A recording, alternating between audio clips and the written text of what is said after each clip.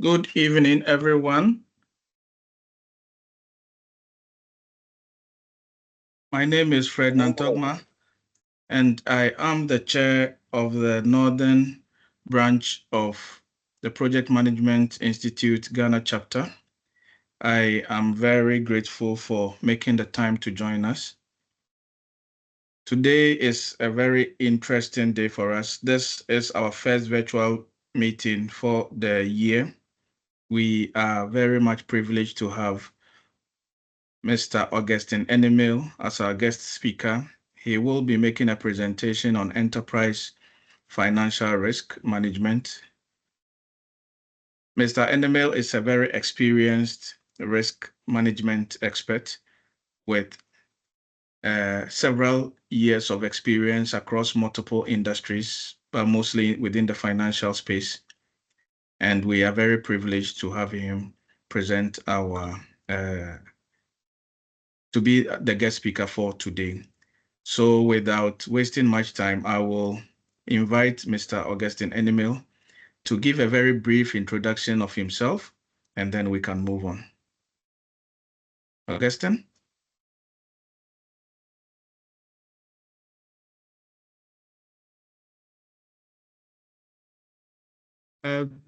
Thank you, Fred. Okay, so this me, Augustine Enimil, as Fred has already indicated. I currently work with IC Group, that which is a capital markets institution in Ghana, licensed by the Securities and Exchange Commission. I'm the head of risk management and compliance in that company. I am also a founding partner of BKY Associates, an audit, tax, and advisory firm. Previously, I was with KPMG, where I served as the audit manager until my until I left to IC, basically. So that's where I will end it. I believe as we go on, as we continue chatting, if there are any particular things suspecting you need to know about me, I'll be available to provide them for it. Thanks. Thank you very much, Augustine.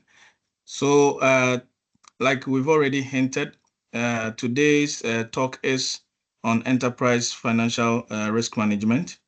And we are very much interested in learning about how the financial risks that several enterprises meet.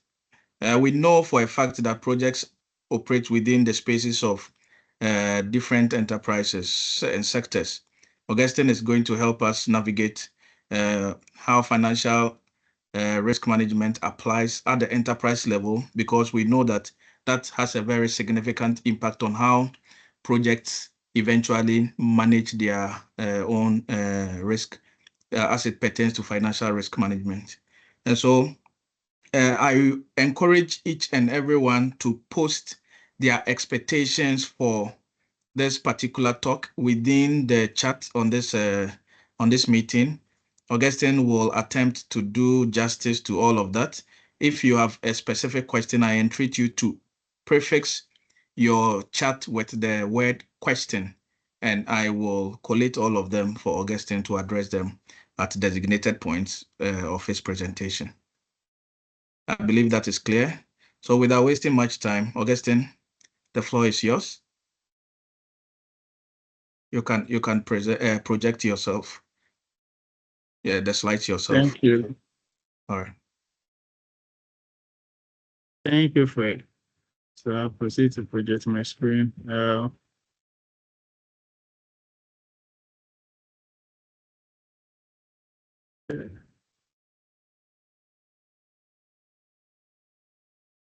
It is visible. I believe you can. Yes, thank you very much. So as was initially indicated by Fred, the discussion for today focuses on financial risks management. Give us a second. I need to.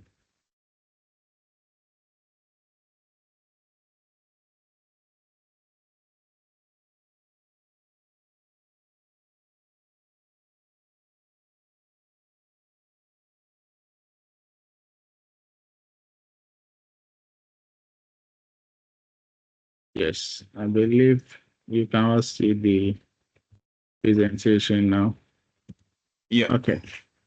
So we are going to discuss enterprise risk management, and with that, we'll learn a lot of things about risk management or risk. And then we can have a discussion around financial risk management, what it entails. But basically, when you are familiar with enterprise management, it's easy to apply all those theories in practice on how to manage financial risk, particularly to your project. Okay. So in this topic, we'll be discussing three main things. The definitions relating to risk, in general. We'll then delve into enterprise risk management, and then we discuss the risk management process and proceed to questions. In between the presentations, we'll be having different other discussions that will not be captured on the slides. As a general rule, all of us are to be muted.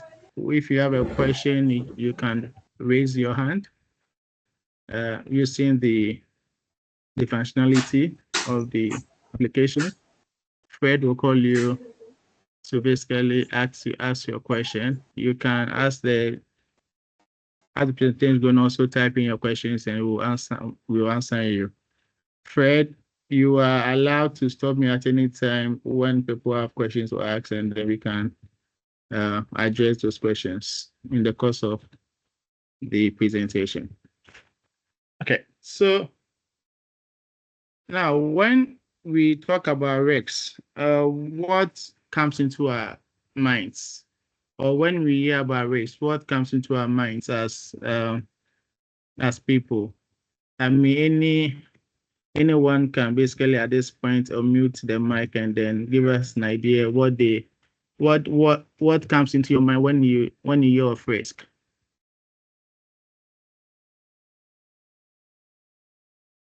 Fred, am I allowed to mention names?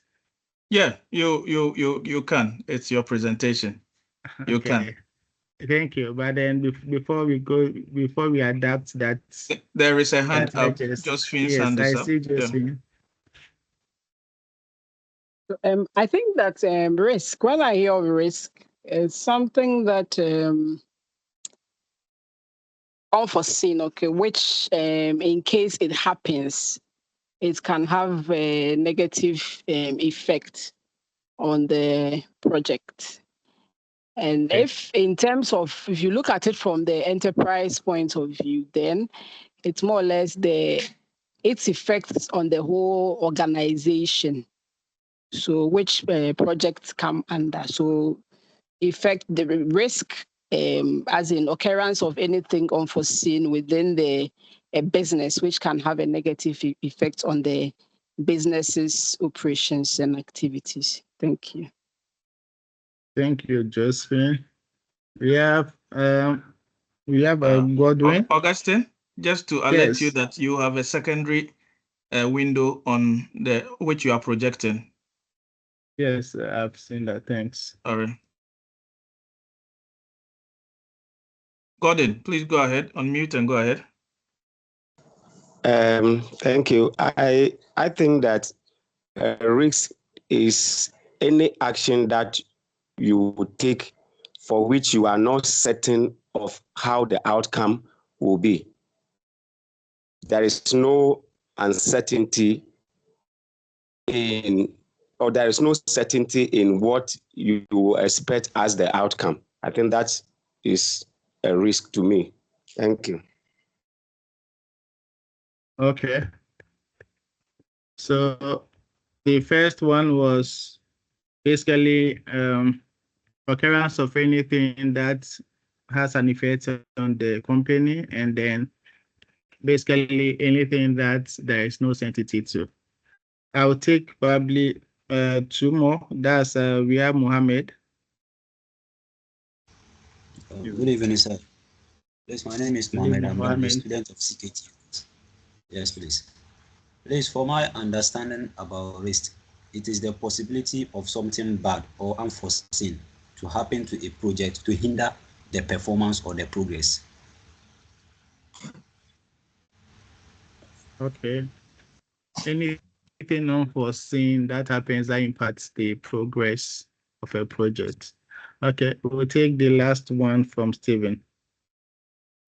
So there are two Stevens. So we will hear both Stevens.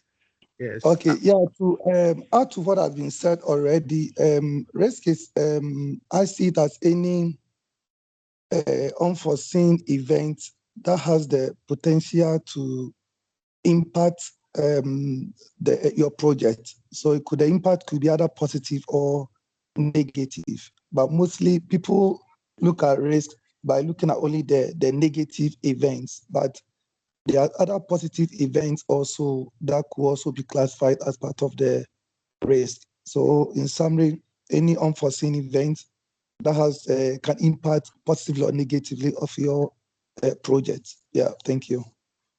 Okay, thank you, Stephen. Okay, our last speaker for this session, Stephen. The other Stephen literally took the words from my mouth. But what I would like to say is that risk is basically something that is foreseen or unforeseen that can impede your action to execute maybe a product or a vision or something like that. But the effect can be either negative or positive. So basically, some risk can be seen or you can predict it. Some of them too, you can't predict it. And then the other thing is that the effect of that risk on your outcome can either be positive or negative. Thank you. Thank you, Stephen.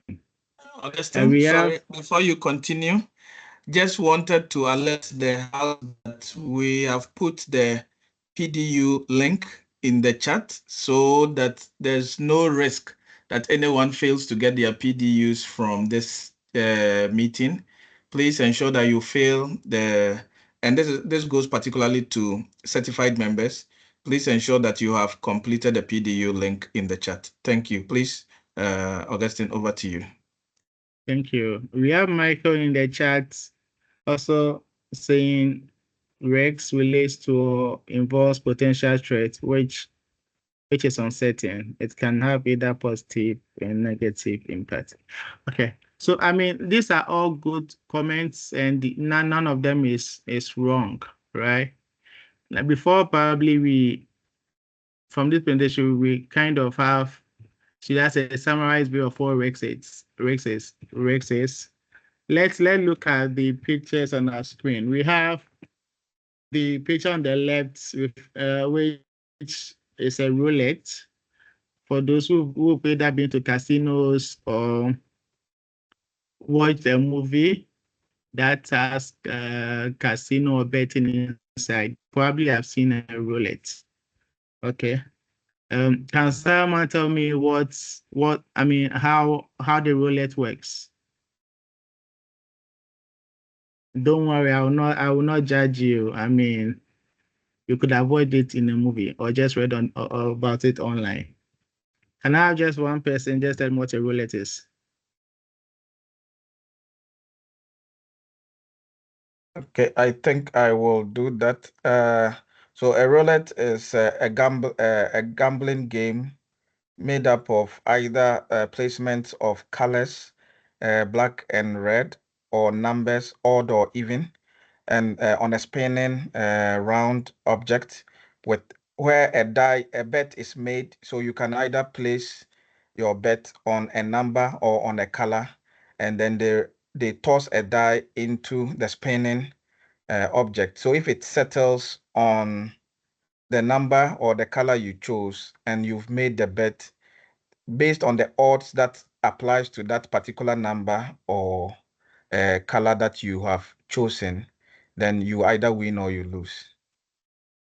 Thank you, Fred. That's right on point. Now, in the picture, we see the roulette. We also see other people. There's one who is sitting and is in white. And then there are others who are referred to as spectators. Now, the one sitting is placing the bet. There are spectators. In this picture, who do we think has the risk?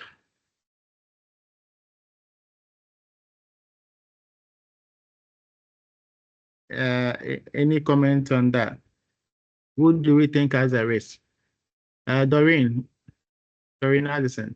I think, yes, I think the one in white, the one seated, he has the risk. Okay. Just to push a bit further, why is he the one having the risk? Because he is in the seat, he is playing. The others are just spectators. They can be cheering him, but they don't have a stake in it. They are just spectators, but he is the one in the seat and his chips are the Yes. ones before him. So Exactly. Is the one who has a stake in what happens. So he's the one with an objective. He's the one with a goal. He's the one who wants to win or who could lose. Okay. So he's the one who is bearing the risk.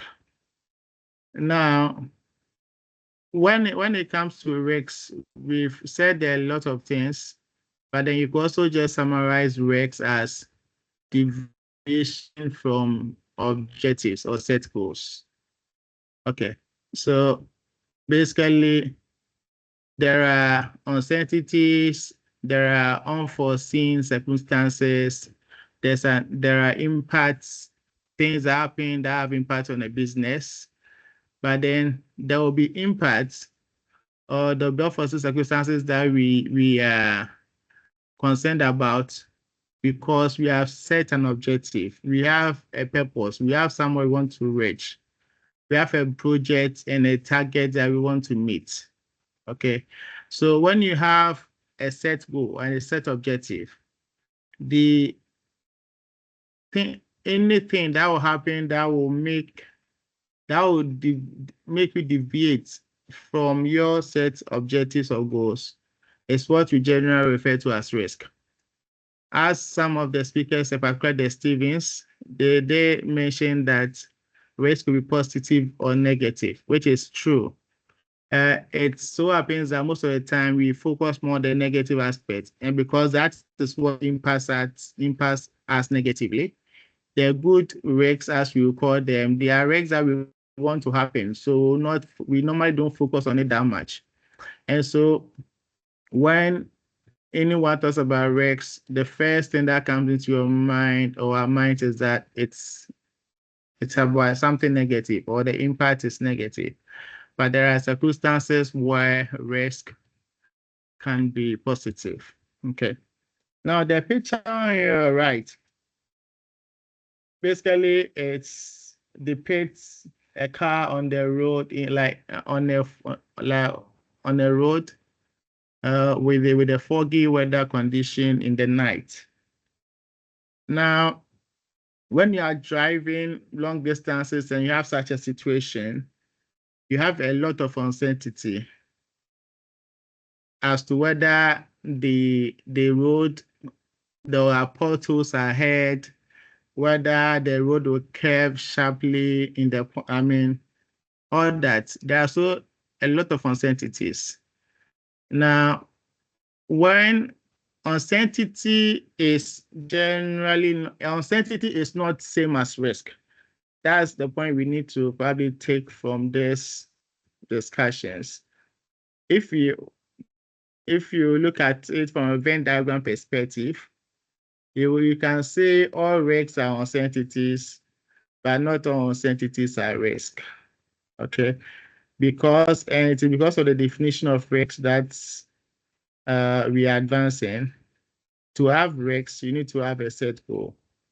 Anyone can have uncertainty. There are uncertainties in everything, but then the question is there risk? So for instance, you see the vehicle that's on the road.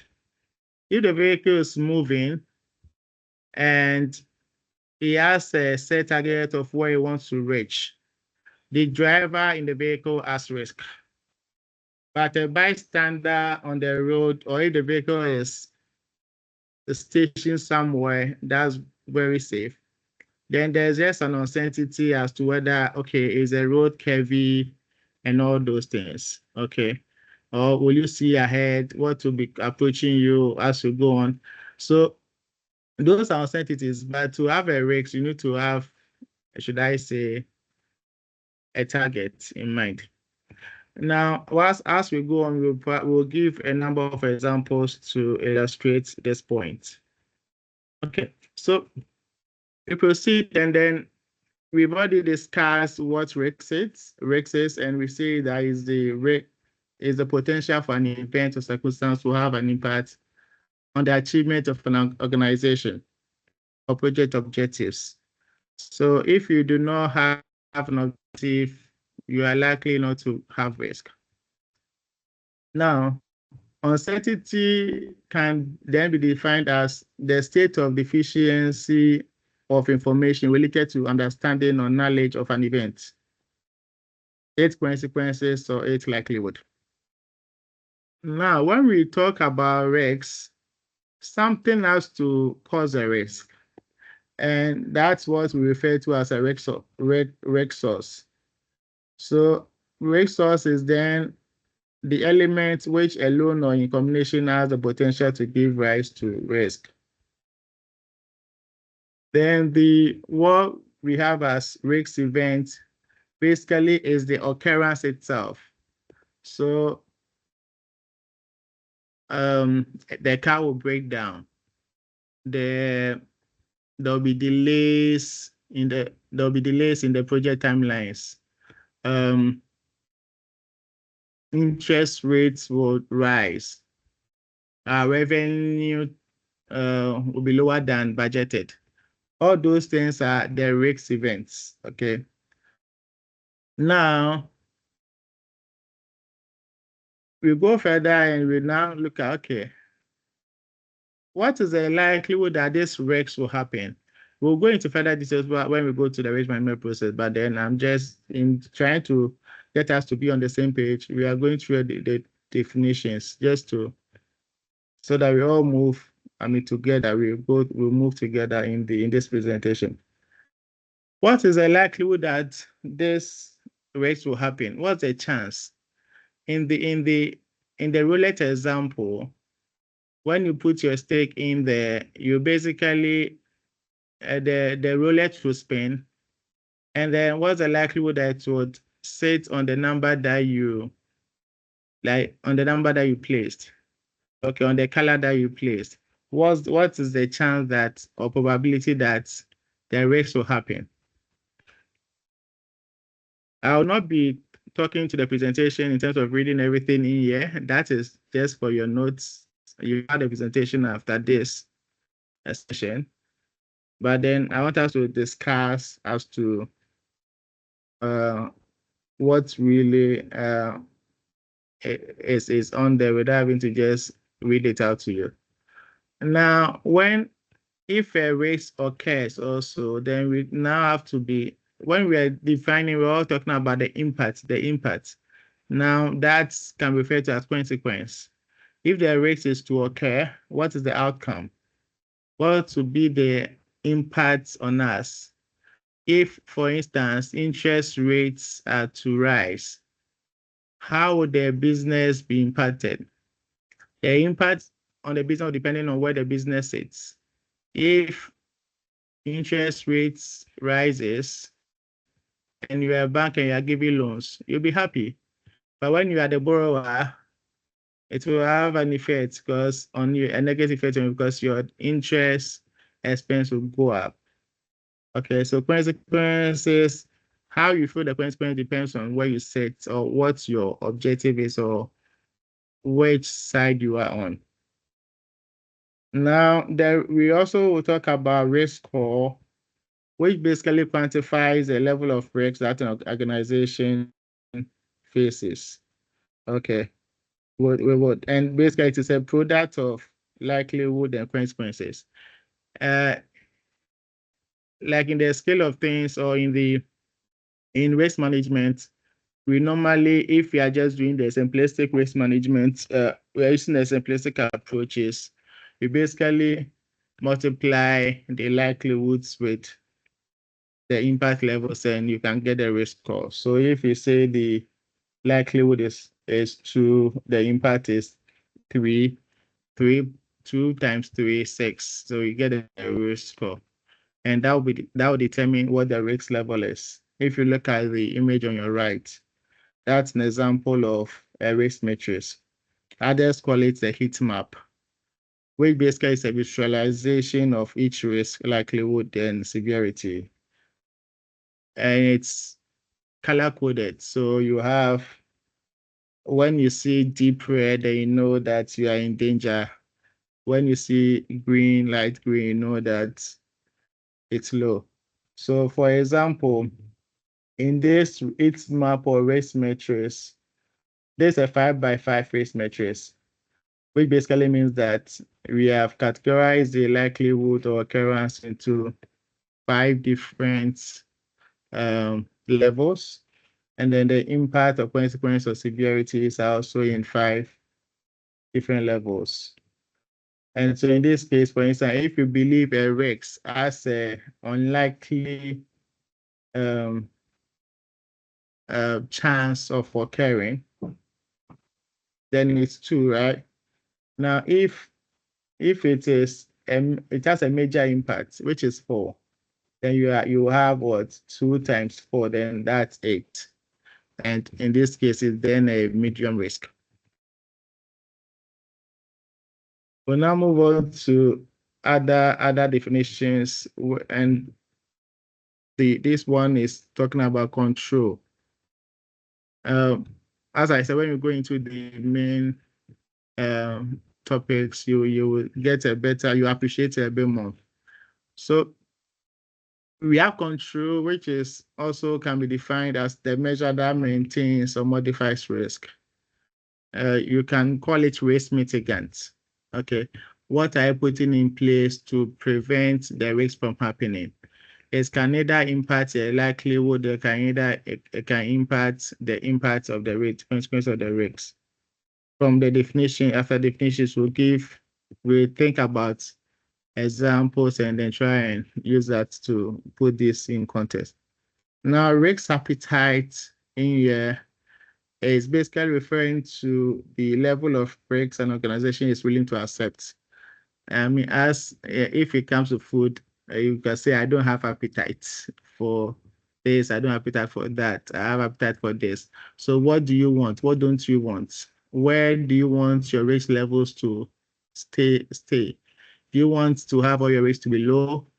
Do you want to play along the medium risk levels? It depends on every risk and then what the reward is and all that. So you will have to have an appetite. A bank that has a very high risk appetite, credit risk appetite, will lend to just anyone. Okay. When I say a bank, I'm probably, let's say, should I say, it appears we lost you for a second. If you could get back on the risk appetite explanation. Okay, that's fine.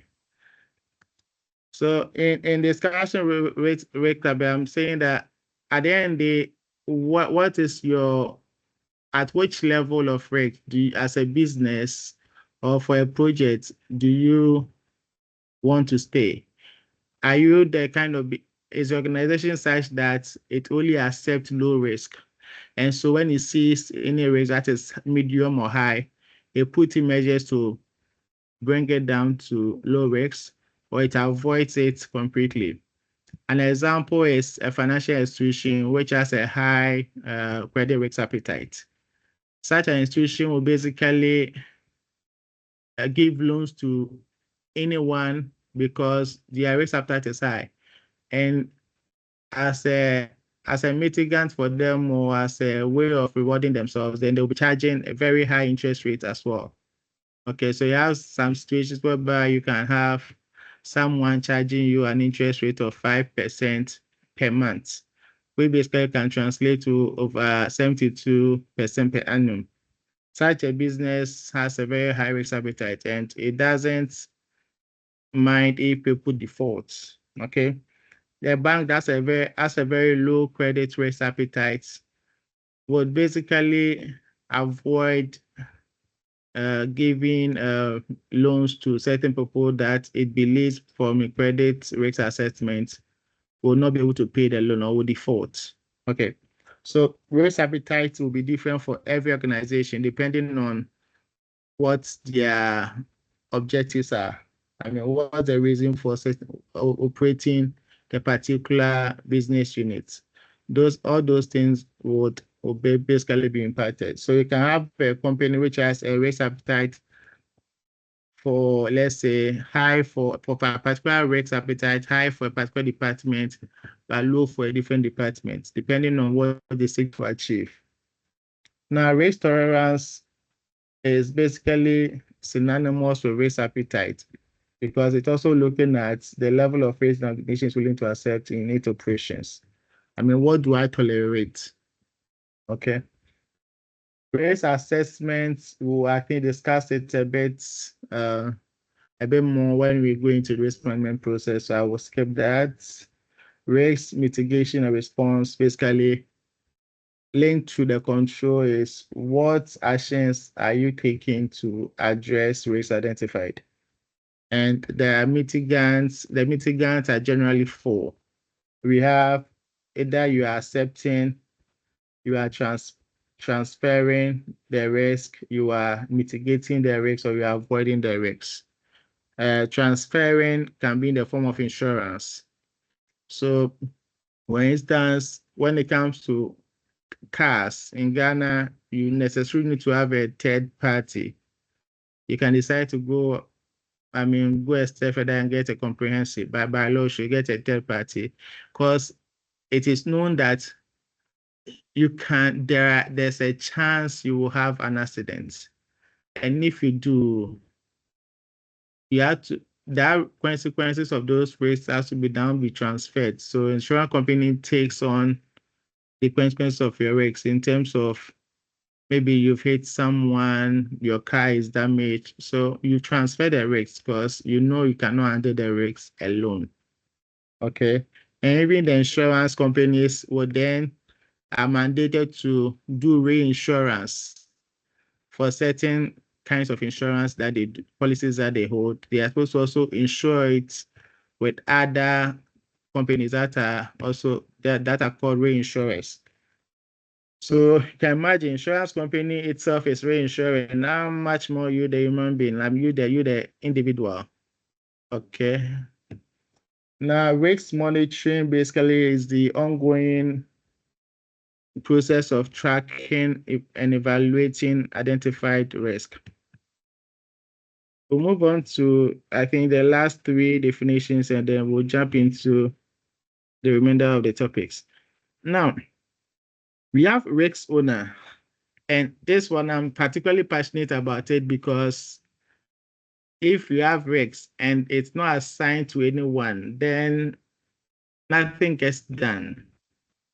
So the risk owner is the one who ultimately is accountable for the management and mitigation of an enterprise risk.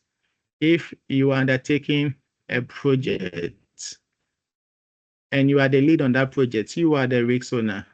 You can delegate on the responsibilities around the risk to people, but they are the one ultimately responsible.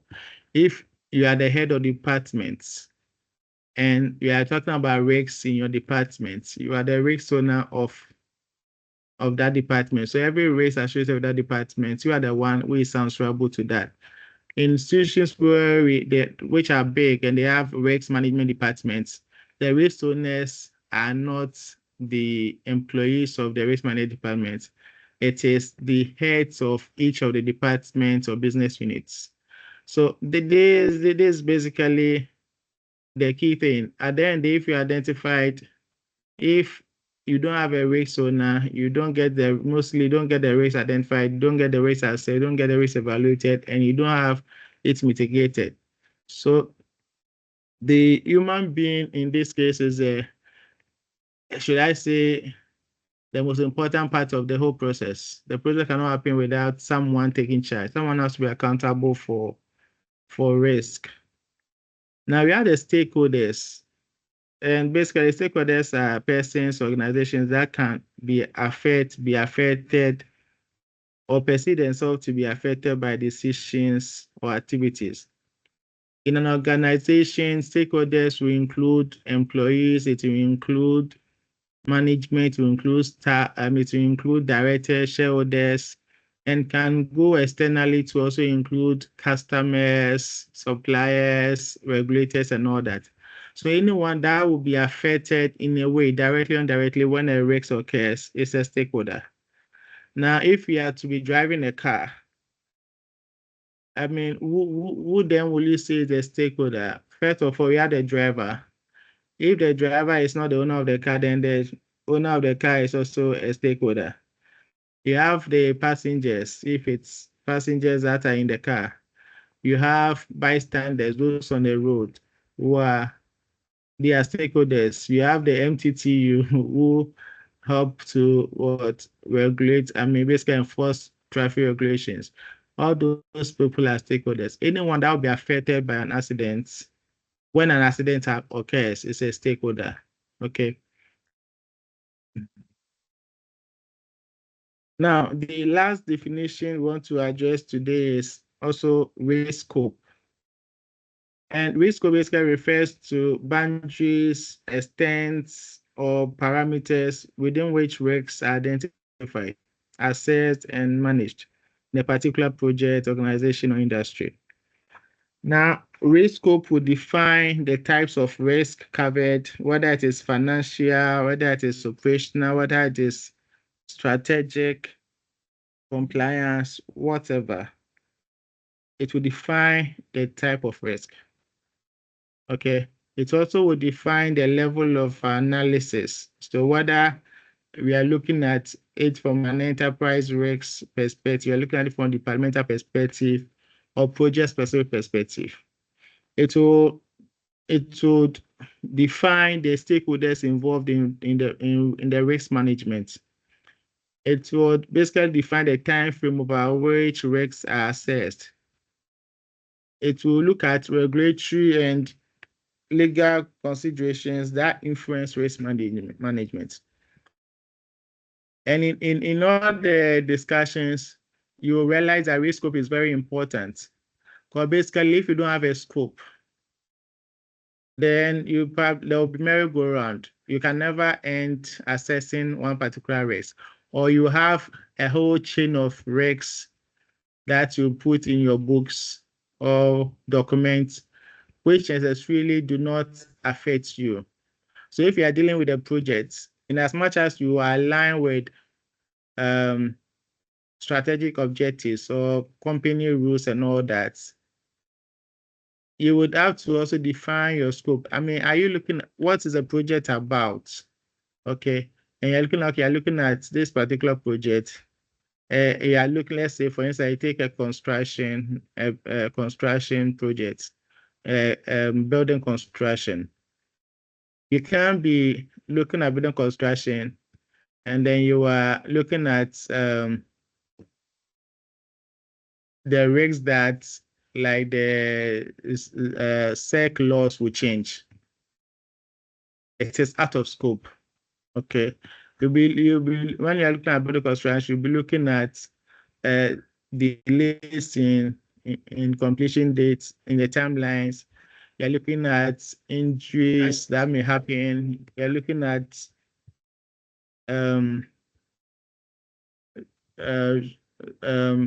theft. You're looking at the fact that resources being adequate and all those things. Those are the things you look at. You don't look at things that do not have any consequence or impact on your project. Okay, so that's about risk scope.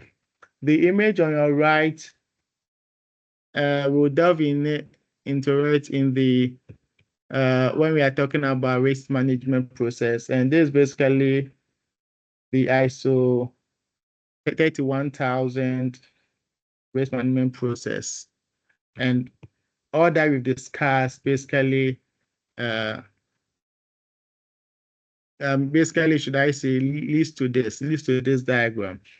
So before we move to the next of which is about enterprise risk management and what exactly it's about. Can someone basically just tell me what's in our daily life, what kind of risks that we can face? I just want one person to just give us an idea, and we'll basically build on that. What risks can we face in our daily life?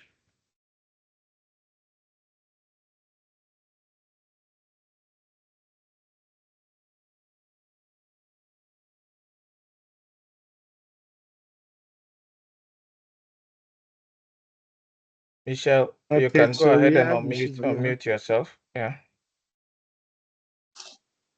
Yeah, good evening, everyone. I think one of the risks is maybe encountering an accident on your way to work. Okay, thank you, Michelle. Now, Michelle has given us a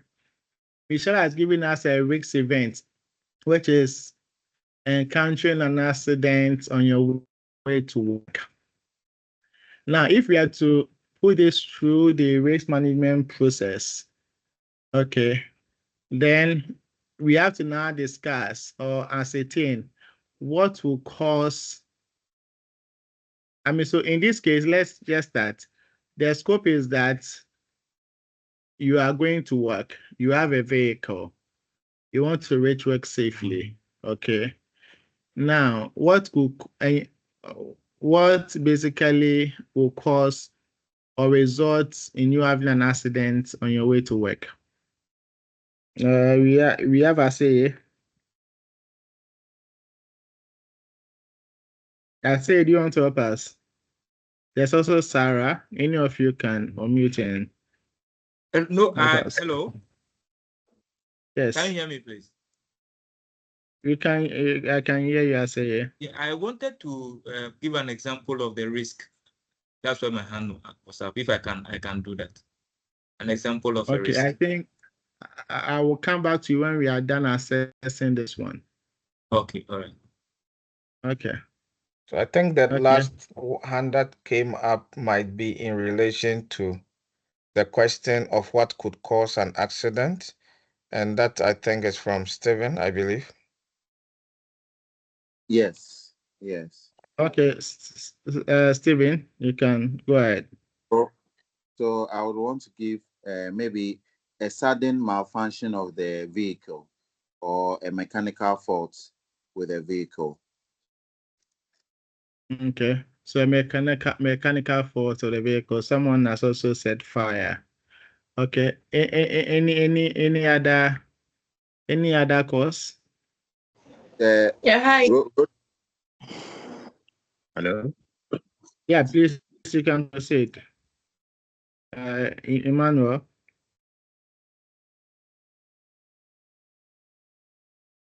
Okay, if you are not getting Emmanuel, Sarah. Okay, hi, good evening, everyone. Good evening, Sarah. So on the part of the one driving the car, it could be an overtaking or over speeding. That can also be a cause of an accident. Okay, so we have malfunctioning of the car, we have speeding, overtaking. These are our risks. Now, we have several other examples in the chat. Michael says human factor driving under stress. Isaac says bad roads. Florence Senna says slippery road, non-adherence to traffic rules, which basically is human factors. Andrew, human factors, drink driving. And then Derek says faulty brakes, bad weather. But I think we get the general direction. Yeah. Yes, exactly. So this basically depicts the fact that it comes to a point. If I may add to it, I mean, from the other the driver also, other the careless driving or the mechanic, the car also developing a problem. I mean, you could be right, but then the careless or malfunction of the a third party car can also cause an accident. Thank you. Exactly. So all these causes that we mentioned brings me to the point I wanted to make, that we can have a lot of causes. When you talk of a particular risk event, there can be numerous causes. And then as a business or as a project manager, you basically take the courses because you are working with a scope. You look at the courses that apply to you. So for instance, someone mentioned bad road. We are in Ghana, so we talk about bad road. If you are in the US and you are probably in Washington or New York, you'll not talk about bad road, right? So the courses that you even mentioned would be dependent on your scope. Okay. Now, from the courses, now we go to what will be the consequence of the accident. Okay. So, I mean, you can have, or should I say, your car getting damaged. You can have, you may hit someone.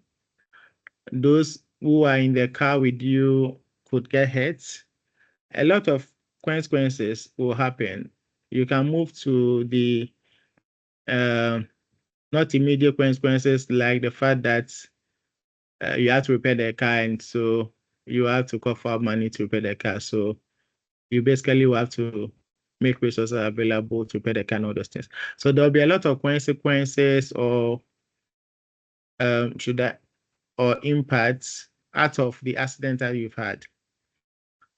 Then, so this all with identification and assessment. Now, after that, then you have to now come to risk evaluation, where you basically will now have to determine what is the level of this risk. And to determine that, as we heard when we were discussing risk score, is that you have to know your likelihood, you have to know your impact level, and the product of that will give you the risk level. So I'll ask Michelle. I think Michelle gave us the answer, right? Give us a risk event. Michelle, what is the likelihood that you have an accident on your way to work?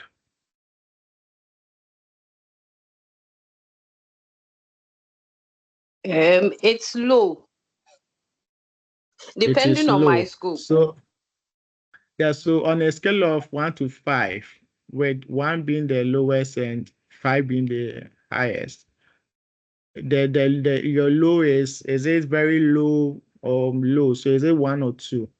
No, it's 2. Okay, so 2. Now Michelle will say, thank you, Michelle. Michelle will say 2. Another member of the team may think it is 3 or it is 4.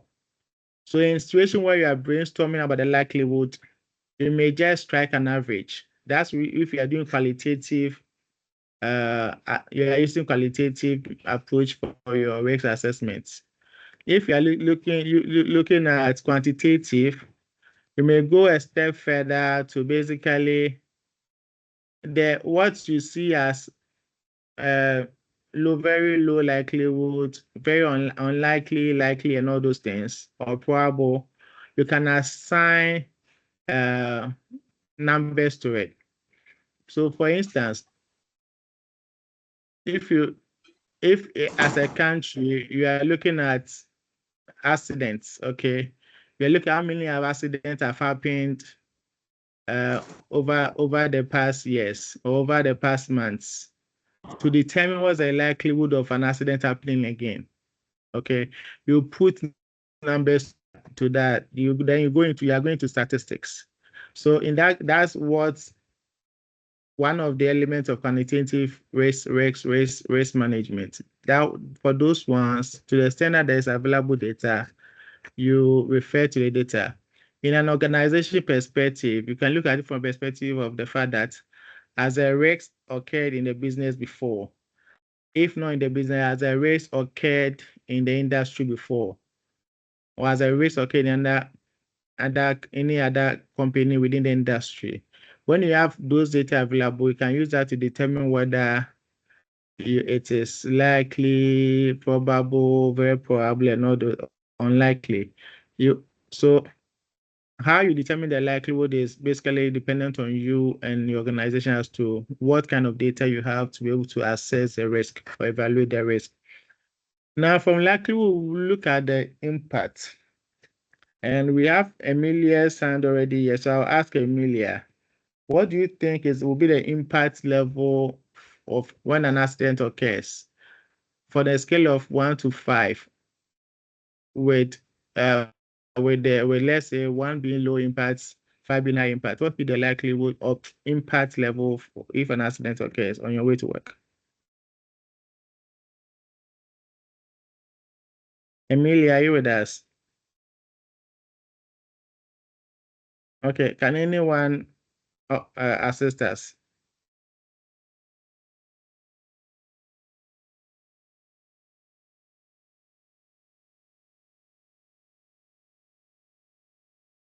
Hello, can you all hear me?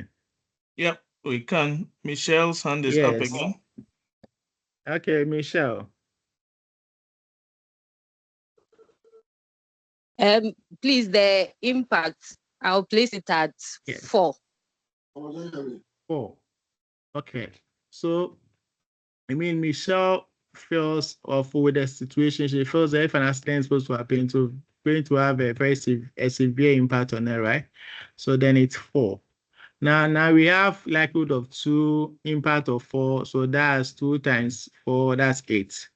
8 sits at the medium level. So the risk score is 8, and you say the risk level is medium. Now, if when you've seen this risk as medium, as Michelle, as an institution or a project manager, what would be your risk mitigant? What would be your control? Is it a risk that you are okay with and so you accept? Is it a risk that you transfer? Is it a risk that you would put controls in place to mitigate? Is it a risk that you would avoid? Michelle, what would be your answer to that?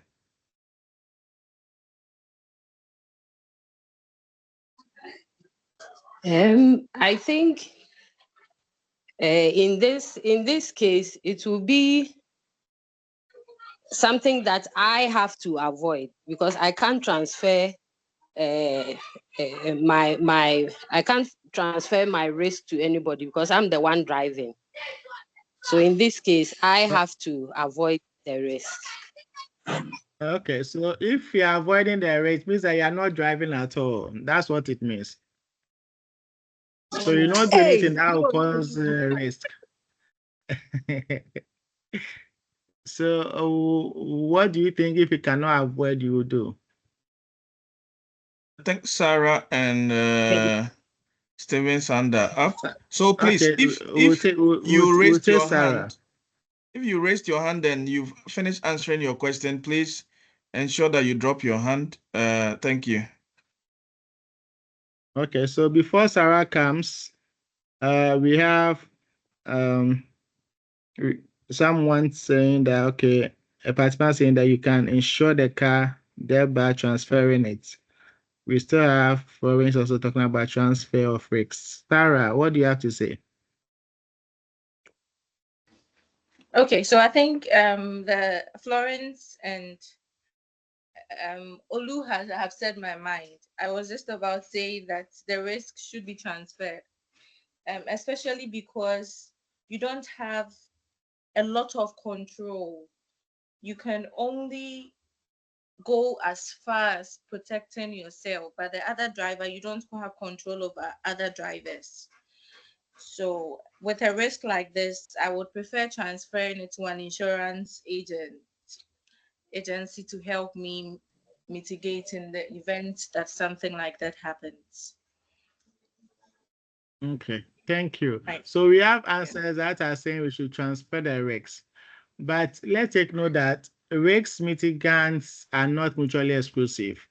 The fact that you are choosing a particular risk mitigant does not mean you can use them in combination. Okay, so you can do 2 things at the same time, except for the fact that you cannot avoid and still transfer, right? But then you can transfer but still mitigate the risk. So depending on the assessment you made in terms of the cause, the consequence, the likelihood, you should be able to now think of another mitigation option other than just transfer. So now someone mentioned that let's say malfunction of parts. Now, to avoid malfunction of parts or to reduce the possibility of that cause actually coming up or materializing, that's why we are servicing, regular servicing. If you regularly service your car, you are less likely to have a malfunction, okay? If we are discussing this at a nationwide level and we are looking at bad road as a cause, as a country, then you need to what? Construct your road or maintain your roads. Okay, if you are looking at drunk driving, then if you are as a company are probably a transport business, you have to put in policies to prevent your drivers from what? Driving whilst drunk. Okay, so depending on the situation or the cause that what will cause a risk, you can put in other things to basically reduce the occurrence of the risk.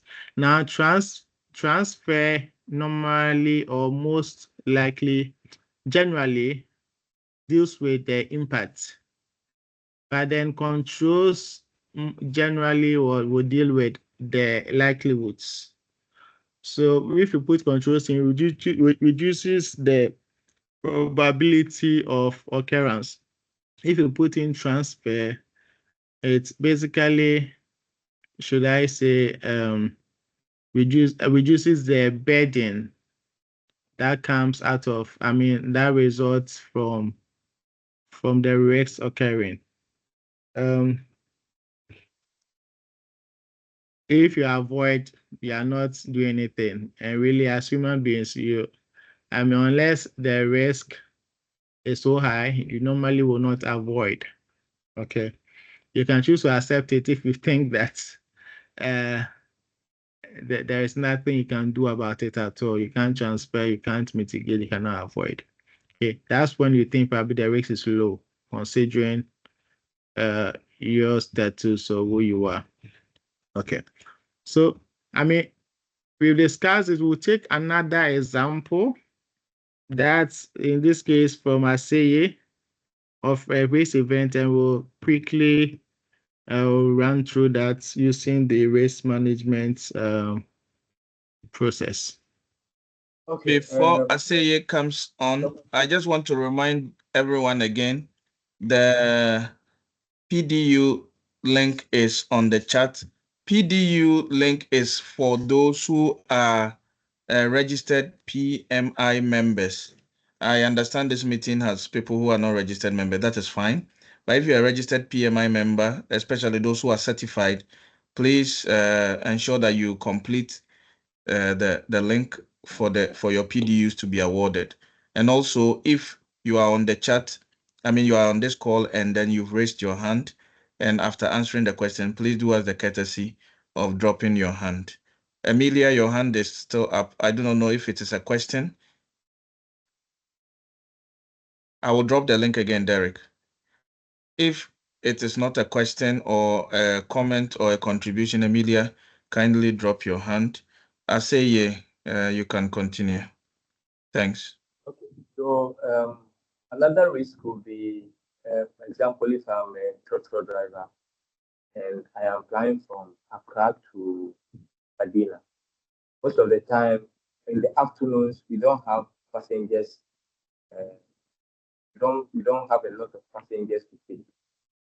But all of a sudden, you get to Medina and you realize that there are a lot of passengers gathered at Medina, going to probably a destination you don't normally go.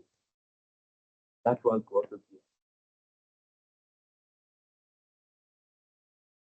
be. Are you referring to a risk event?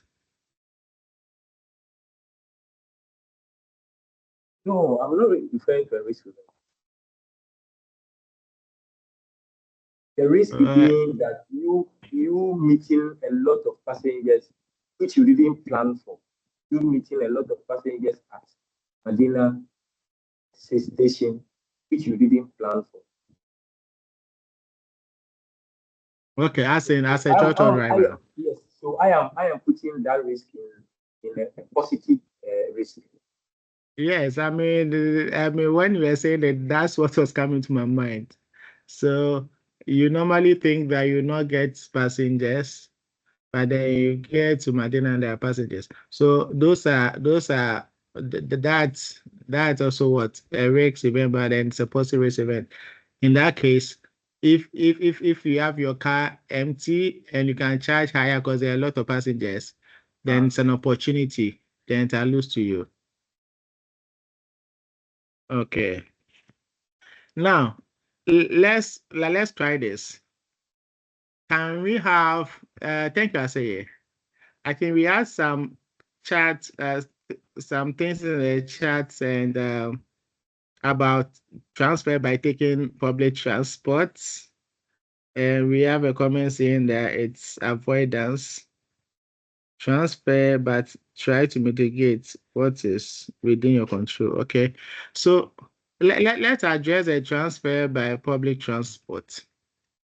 Now, to the extent that our risk in this case was having an accident with your own car while going to work, then transfer the risk by taking public transport. Okay, but then if we are looking at the scope which was just having an accident when you were going to work, and you are not defined that it is with your own car or with the public transport, then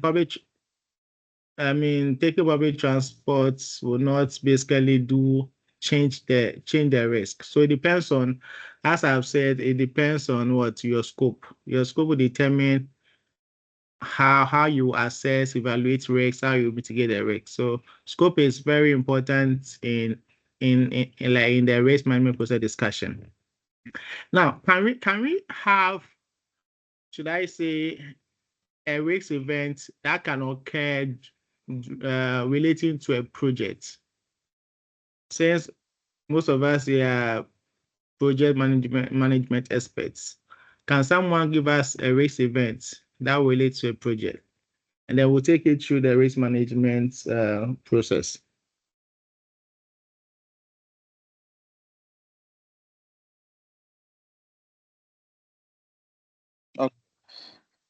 Okay, Stephen. Is it Stephen Anak? Yes, Stephen Anak. Yes. Okay, so risk management, for example, in the IT field, you are working on a software development, and then have power issues like ECG goes off every now and then, and literally it goes off at forever. That's okay. Let's try and build on it and put it in some perspective.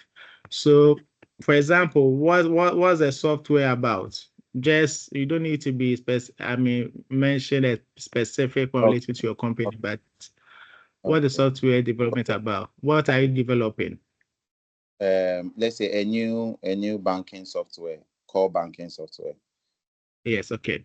So we are on a project to develop a new core banking software. We are developing it in-house, right?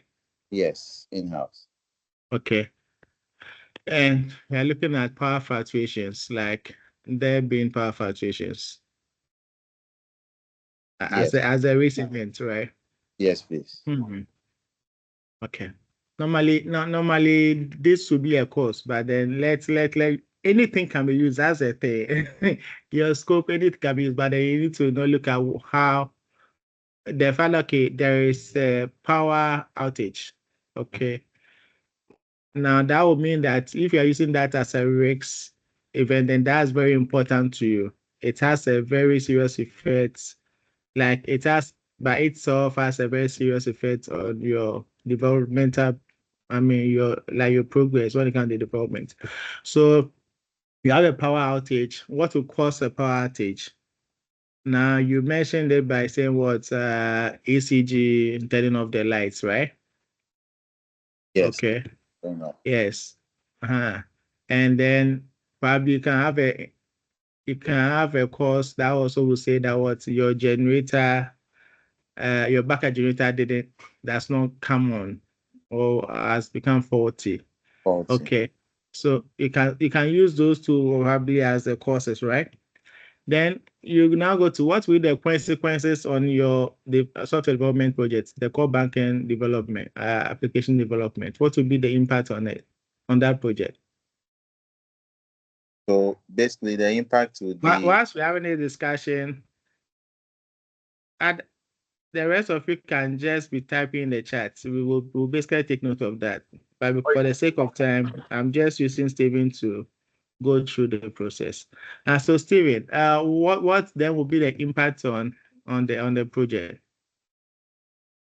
One, the impact will be delayed timelines because let's say you have a specific window or timeline that the software will have to be released to the customers. Two, because of the inability for your developers to continue working in such an environment. You are losing money, literally, whether directly or indirectly. Directly meaning that you are paying for services in-house, but you are not getting any results, and then indirectly, it goes on. The other effects could be that you because you are developing the app to solve a problem, you will have continuous customer dissatisfaction with your services. Yeah. Yes. So you mentioned, and others have also mentioned, delay in timelines. I mean, delay on the completion dates. You mentioned loss of resources, or cost. Cost. You've mentioned the satisfied customers. If your existing core banking software was good, you'll not be developing another one, right? So the more you delay, customers are being it has a negative impact on customers. And particularly if you are probably partially gone live with the software, and then you are not done and there's still power outages. So those are all these are all examples of what the impacts or consequences would be. Now, as you sit here as a Ghanaian, what do you think that will be the likelihood of a power outage? Stephen. The likelihood of a power outage. I would say, as a Ghanaian, I would say it would be either 3 or 4 on a scale of 5. Okay. So let's say 3. I mean, let's not overemphasize it. So let's say, so it's probable it is 3, right? Now, the consequences that, so when you're looking at likelihood, looking at it, when you can likelihood of the risk to happen, you're most of the time looking at the likelihood of the causes. Because when the causes happen, that's when the risk would materialize, right? So we believe that ECG power would, ECG will take their power, right? As the people say, ECG has taken their lights. Okay. I mean, you are looking at the fact that in combination of the fact that your generating system or your generator or backup power source also it's not working. Now, the impact level will now look at the level, I mean, how the impact affects you. So the consequences that we mentioned, what do we think will be the rating for the impacts or the consequences based on what you said? Someone saying highly likely or 4. Yeah, there's even 5, almost certain. Yeah. So let's just take at 3. Okay. Now, what basically is the impact level, Stephen? The impact level will be, 5 or 4. Yeah. Yeah, so 5 or 4. I mean, for a bank that probably does not have a core banking system, you go 4 or 5, right? Because you need the application to start running. You lose revenue. Customers at the side, you lose revenue. Basically, assuming the core banking system is a regulatory requirement, you'll be incurring regulatory sanctions. So let's say it is what, 5, right? Now, if it is 5, and you said,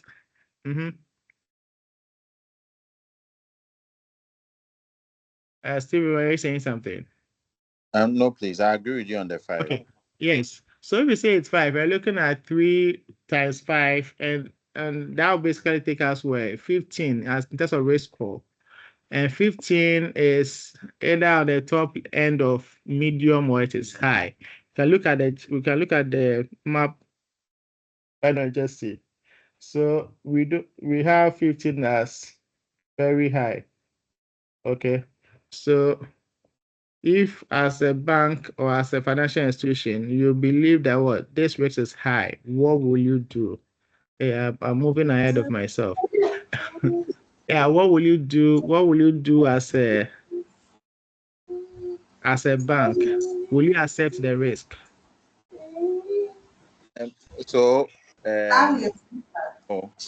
I mean, we rather mitigate and then transfer the risk. Okay. Yes. So what are some of the controls that you put in place? Okay, so some of the controls could be an extra backup generator connected to, UPS systems for the app developers. The other one could be having constant fuel, supply for those generators. Also, looking at alternative source of electricity, either solar or wind or any other means like alternative sources. And then or in terms of transfer, engaging a different power supply company that aside ECG, which I think when we continue, when we can mention a lot of controls, right? Now it has to what fit in your scope, and so someone said something around the fact when you are thinking of the mitigant, look at it from cost perspective as well, because it depends on how much money you have or what your budget is, right? So in this case, if you have a budget to buy an extra generator, to repair your generator, to buy solar, use solar power, the wind generate power system we spoke about, it is all dependent on your scope, meaning what in this case, what your budget can carry. Okay, so now those controls that you spoke about will then help you help you basically mitigate the likelihood. Okay, you mentioned transfer. What comes to my mind readily would be, instead of developing yourself, why don't you just buy off the shelf if that works for you? Okay, why don't you basically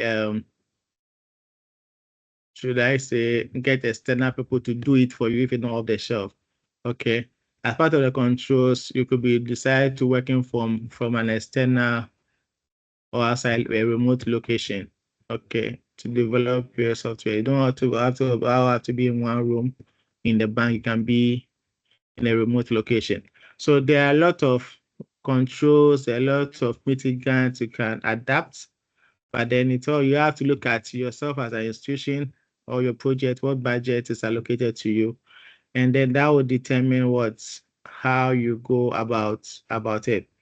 Now, when Fred was talking, it was mentioned when he was introducing the topic, he spoke about financial management or financial risk management relating to projects. Okay, and basically, when we come to financial risk, we talk about, there are a lot of things, right? We have credit risks, you have market risks, you have liquidity risk. Which other risks have I forgotten? But basically, you can have financial risks by itself, basically, when you're looking at it from perspective of money resources available to you. Okay. Now, and then the process that we've gone through the practical examples is the same thing that you use in assessing those. Okay, so you start a project, you're about to start a project. In terms of financial risk by itself, in terms of adequacy of resources, what will be your risks? There's the risk that your budget will not be enough to complete the project. You think about what will cause that, what will be the consequences of that, and you assess the risk levels and everything. You now have to find a mitigation for it. If you are talking about credit risks, that depends on the project you are doing, right? The project involves credit risks. I feel like credit risk basically the risks that you will not, the customer will not basically pay. The risk that wherever you're advancing the credit to is not credit worthy or will not pay back what you're giving. Okay. So if you are running a project from the bank perspective where you want to give loans to farmers, your credit risks will be quite high. And when you assess the ability of farmers to pay loans, in terms of probably because of the weather and they're not getting the harvest that they expect, if you are giving loans to someone who is not employed or students, the student normally does not have a source of income. So the way you assess your credit risks will be also a bit different, but the process is the same. And in terms of what your risk level will be different, the mitigant use is different. If you are looking at if you are an issuer in a capital market, and you are basically investing your assets, a sub level of credit risk will be issuer risk. The risk that the one who has issued the security will actually pay for the security. So an example is the DDEP. Everyone before DDEP thought government bonds or securities have no risk. It is risk-free, right? All of us thought government securities are risk-free until you get to a situation where you have a domestic debt exchange. Then you realize that you are investing with government, but you are losing your money. Okay. So at the end, if for those companies who had looked at the assessed economic circumstance of Ghana, they would have withdrawn from they would have disinvested their funds from the government securities. For instance, when you see, let's say, the trend positions the minority was taking on, let's say, the e-levy, and the way it was going out rolling out in the media, and governments or the country losing the ability to borrow from the international markets. Okay, if you are assessing the market, you will know that there will be a problem. So you will disinvest, okay, because you will not be able to carry the risks that is about to happen. Even at that time, those within the industry, you realize that apart from the fact that you'll be expected DDEP or something, the bonds were not even trading, or they were trading at very should I say at losses. So if you bought a bond for, let's say, 10,000, and then you want to sell, you may end up selling it for 7,000. So when you see those things as a business or as a project manager undertaking a project within the market, you will then have to take decisions. Okay. Now, if you look at the risk management process, you will see that the risk management process is a cycle. Okay. So it's not like if you assess the risk, you evaluated, you've chosen a mitigant, it stays there. You need to monitor the risk. And then when event happens that you believe will require reassessment, you reassess the risk. So let's say, for instance, you said you implement a control, you've implemented it. Now you need to later reassess, okay, did this control mitigate the risk in any way? If yes, and so your risk level has come to low, all the better. But if it didn't have an impact in your risk level, that means that no, the control you chose is not effective. So then you need to what? Implement or come up with different controls or different mitigants. Okay, so it's a cycle. It's not something that you say you do it once and then you are done. You have to periodically review the risk. Okay. Do we have any questions before we move to? Yeah, someone was asking in the example we took about we had about the software development or the power outage, whether you could have a mixture of generator and solar. So it all depends on your budget. You are not limited to just one control. You can have different controls or risk mitigants in place to the extent that you have the budget for it, or you have it's within your scope. Okay, so before we move to the next topic, do we have any questions? Not from the chat.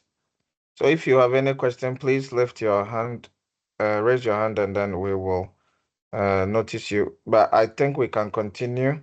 And just to crave your indulgence, if you've not, if you are a certified member or a certified non-member and you have not yet completed the PDU form, please do. We are likely to run beyond our designated 6 p.m. time. So we'll keep that in watch. Yeah, Augustine. Yes. While it's possible, we would run beyond that time. We'll just try not to go too far from the time. Okay, it's all part of risk management. Okay, yeah. So now we go to enterprise risk management. What is it about? I mean, I've basically shown my screen, right? But then what from a layman perspective do we believe enterprise risk management is about?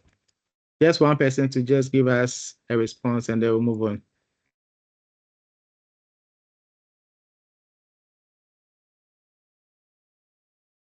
We've had the same people commenting. So if there's anyone who has not spoken for the today, you can raise your hand and then give us a response. We have Christopher Yin. Christopher, are you with us? Augustine, yes. I'm with. Yes, I'm with Christopher. What, in your layman view, will you say is enterprise risk management? Yeah, it's basically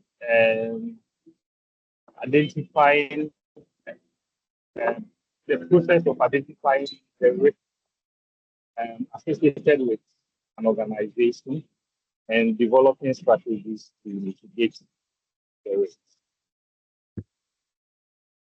Okay, thank you. Okay, so thank you, Chris. As for the information of everyone in this group, Chris is one of my partners at BKY Associates. So enterprise risk management basically looks at risk management at the enterprise level. So instead of talking about, let's say, financial risk management, when you go to a bank, for instance, you have a unit that's looking at risk, credit risk, a unit looking at market risk, a unit looking at liquidity risk, okay? Now, and probably a unit that's looking at other portions, other elements of risk within the bank. Now, with enterprise management, it means that you're looking at all the risks that affect the business. So it encompasses every single risk. If you are doing a project, enterprise management is looking at risks of all the projects that are within the business. You may, as a project team, have your individual silo risks, registers, and all that. But then when you're client from enterprise risk perspective, management perspective, you are consolidating all those risks. So you see the risks at the entity level, not just a department level or project level. So that's what enterprise management basically talks about. And you will see that then it then integrates all risk considerations. Integrate the risk considerations across all departments and functions, aligning risk taking with strategic goals. Now, so you're looking, since we said what risks basically is a deviation from set objective. Now, if you're looking at risk at the entity level, you're looking at deviations from strategic goals. So that's what enterprise risk management looks at risks basically, involves. Now, when you are looking at it from a project management perspective, enterprise management provides a framework for managing project risks within the broader organizational risk landscape. And so, fine, you are looking at when you are doing project risk management at the project level, you are basically looking at risk specific to your project, but then there are things that will affect the things that are happening in the business that pose a risk to the project. So look at the whole entity as a whole. For instance, you have this core banking software we're talking about. The bank is regulated by Bank of Ghana. Bank of Ghana, we have made a request to have that project. Okay. And so you are looking at how the project complies with the laws and requirements of Bank of Ghana. Okay, because we are offering the services to customers who are protected by Bank of Ghana. If you are looking at it from the capital market, you're looking at Securities Exchange Commission, you're looking at National Pensions Regulatory Authority, all that. Okay. You're looking at how much your business is budget, and basically has budgeted for the project. So you don't look at just the project, the actual, just the risks that affect the project as a standalone level, but look at it from perspective of the organization as a whole. Now, in enterprise management, there are two main frameworks that are used. Okay, you can use it individually, or you can use it together. Now we have the COSO ERM framework, which came out in 2017, or the current version we have is 2017. And it basically focuses on integrating risks with strategy and performance, structured around governance, risk identification, performance, review, reporting. Now, there's another which is ISO 31000, which also came out in 2018. Now, that's more principle based, and that basically looks at risks from the process level, like step-by-step approach of, in this case, you are identifying, you're assessing the risks, which you're identifying the risks, you are assessing it, you're evaluating, you're treating it, you're monitoring it, you're recording it, you're communicating it. Okay, all within a scope. Okay. And the examples that we gave in terms of how we run risk event through the risk management process basically is looking at it from that perspective of ISO 31000. Now, why enterprise risk management, really? Oh, sorry, this one is, I've gone ahead of myself. So we have, what are the key aspects of enterprise management? Okay, what are the key aspects of enterprise risk management? And there are 5 things that we want to consider here. Now you're looking at holistic approach. I mean, ERM basically considers all risk of the business rather than just managing them in silos, as we already said. Now it is proactive. You don't wait for the risks to occur before you start fighting fire. So for instance, you don't wait for a market to catch fire and go and fight it. What do you if you have assessed the risks that the market will catch fire? What did you do and you assess this? So when you thought that you decide you've concluded on what the causes and the consequences are, evaluated it, you know it's a high risk. For instance, what were the measures you put in place to prevent the fire? Okay, so you don't wait for the fire to happen and you're going to put it off. That's the last resort, right? So at the end, the enterprise management looks at, okay, instead of being firefighters in an organization, be proactive. Prevent the risk from happening. And that's the focus of enterprise management. If you have anyone who does not assess risks, basically has a long way to go in life. As human beings, for instance, you realize that every living organism faces risk. Even I would dare to say that even God faces risk. The God who created us, who is all-knowing, faces risks. He knew that he's all-knowing, right?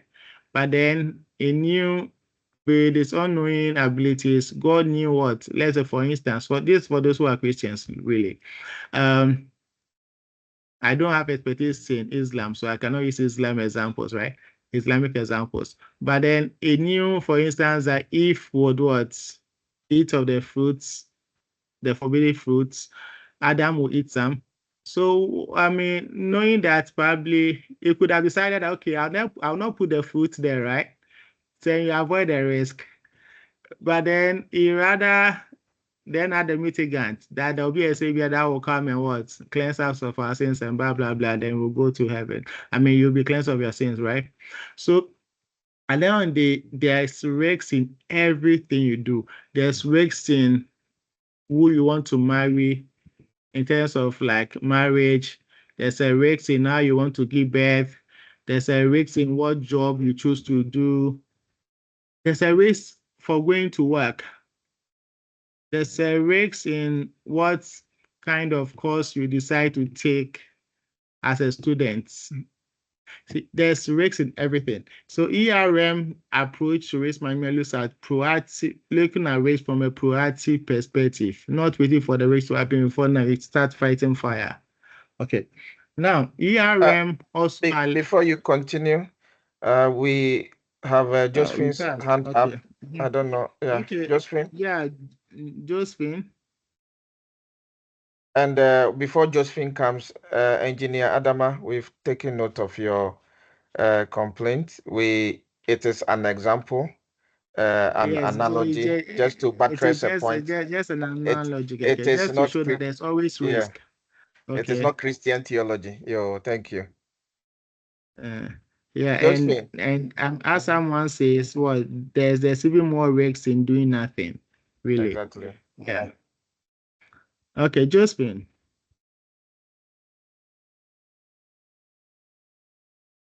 All right. I think if Josephine has changed their mind, yeah. So we continue. Okay, please. The COSO, what does it stand for? The ISO or the COSO? The COSO. Okay, so the COSO basically stands for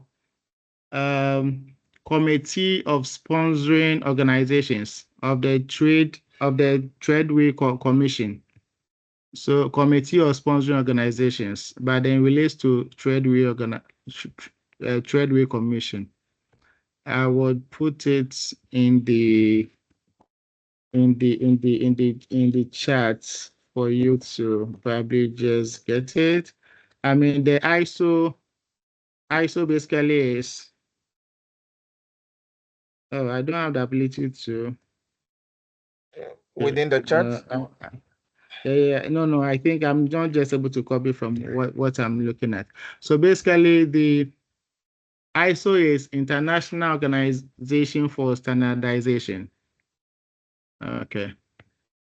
I believe we got it. COSO is Committee of Sponsoring Organizations of the Tradeway Commission. Then ISO is International Organization for Standardization. So these are standards. For instance, for ISO, we have different ISOs. So if you're looking at information security management, am I saying it well? We have information security management also, which is ISO. Yes, there's cyber security, but there's also information security management, right? Information system management systems. Okay, and you're looking at ISO 27001 or so. And a lot of ISO, there are standards and everything. Those who do manufacturing, there are standards that covers aspects of manufacturing in various IT and aspects of things. There are also different ISOs that covers the standards as to that you have to comply with. You actually certify for it the same way you're certifying for project management, for instance. It's so that's what the organization is into.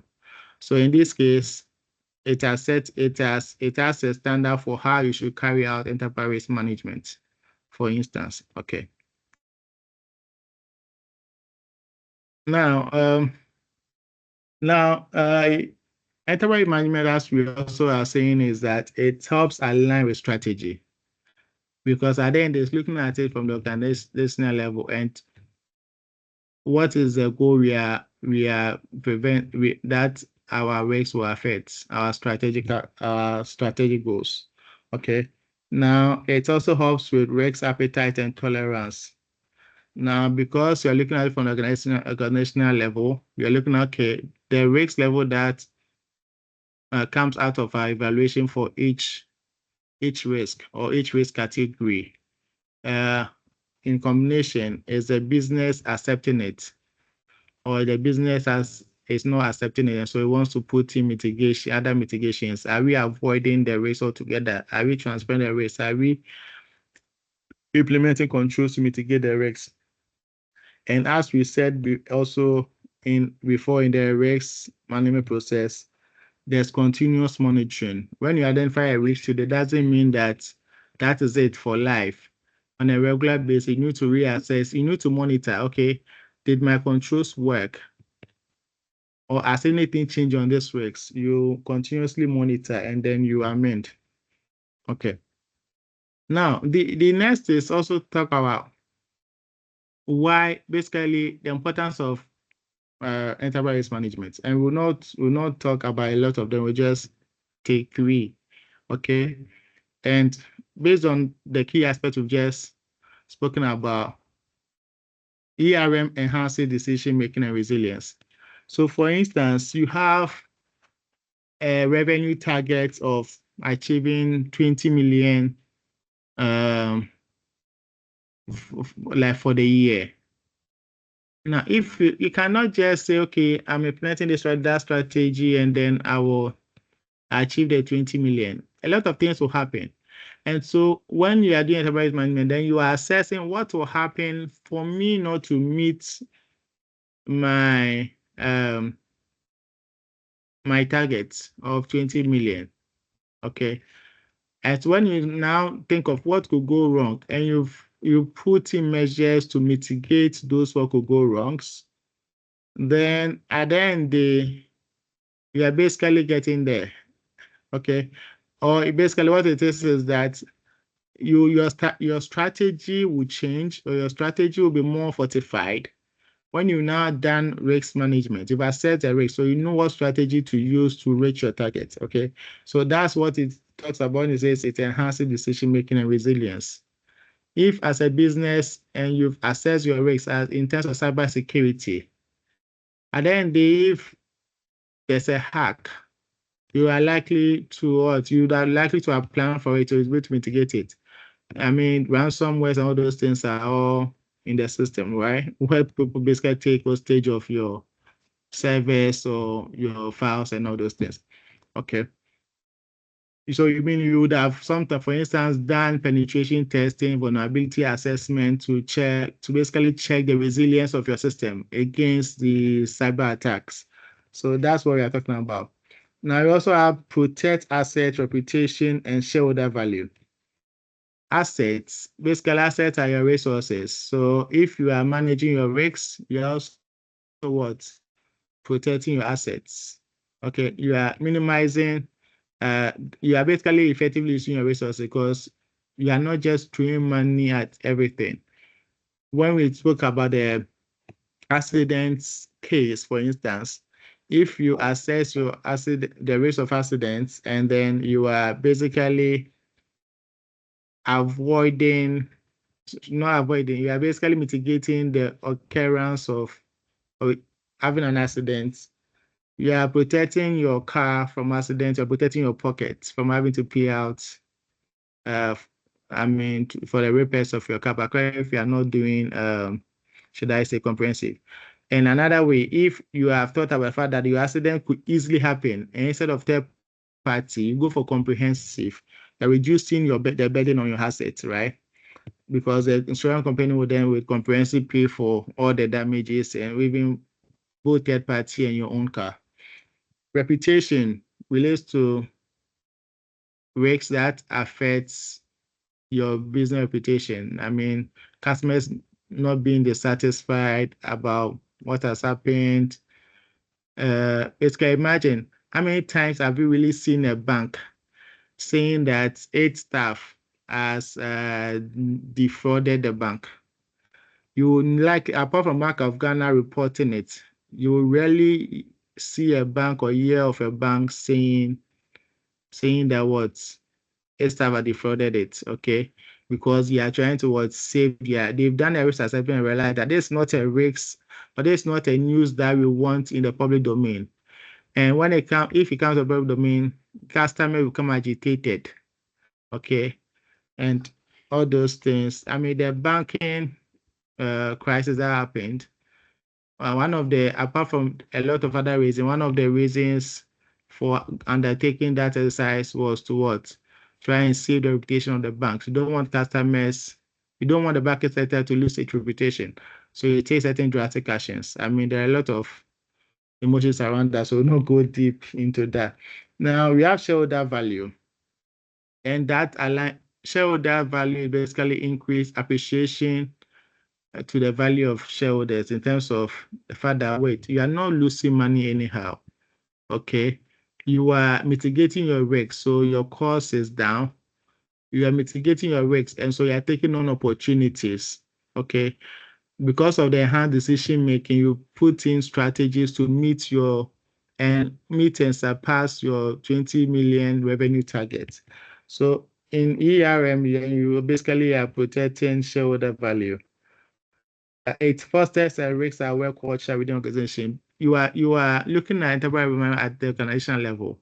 That does not mean someone sits at risk management department and assesses risk all by himself. It will mean that all the department and staff are basically assessing risk.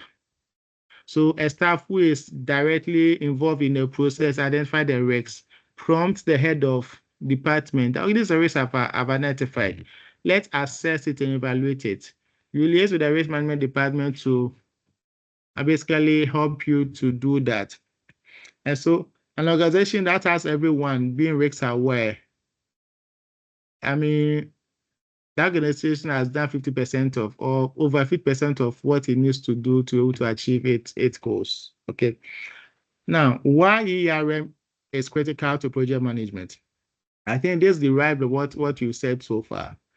Basically, it prevents project failures. Okay, because if you've identified the risks and you've managed it proactively, you basically will not have a failure because you've already simulated the occurrence of a failure. Okay, so this basically enhances project management successes, basically project successes. Now, ERM helps align project risks with corporate objectives. Since we are saying that when you are looking at ERM perspective and comparing it to project management and basically transposing that on project risk management, you're looking at the project specific risk, but then you're looking at it in the context of the organization, not in a silo basis. So then it helps you to align your project risk with what basically is expected by the organization in terms of its objectives. Now, as we already said, it enhances decision-making by integrating enterprise-wide risk intelligence into projects. Because you have enterprise risk assessment for the whole entity, you basically you've gathered a lot of resource in terms of knowledge base, right? On the risks that affect the business. Definitely, when you're looking at project specific risks, you basically will pick from that. You have that knowledge base that you can pick from. So before we move to the next topic, I will wait and then I will just hold and then we have some questions. Now, let's not be scared. We are going to do ISO risk management, but we've already discussed that through the example. So when we go into that topic, we basically look at what we didn't discuss. We will not discuss every single thing in there. It is just those aspects that we didn't discuss when we're dealing with the the risk management process in the first topic. So do we have any questions before we move on?